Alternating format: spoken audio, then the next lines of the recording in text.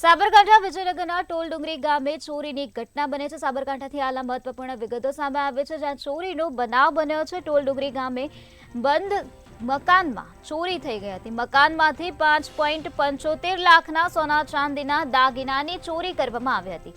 ચોરી કરવા આવેલા 3 તસ્કરોએ સીસીટીવી કેમેરામાં કેદ થઈ ગયા છે। તસ્કરોએ રાત્રે 2 બંધ મકાનોને નિશાન બનાવ્યા હતા। તો વિજયનગર પોલીસે સીસીટીવી ફૂટેજના આધારે હાલ વધુ તપાસ હાથ ધરી છે।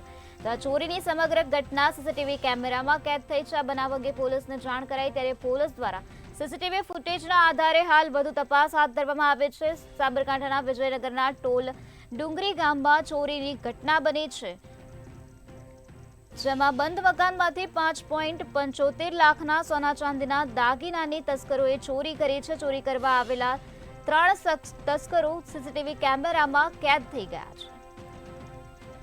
તસ્કરોએ રાત્રે 2 બંધ મકાનોને નિશાન બનાવ્યા હતા, ત્યારે આ ચોરીની સમગ્ર ઘટના સીસીટીવી કેમેરામાં કેદ થઈ છે, જેના સીસીટીવી ફૂટેજ સામે આવ્યા છે।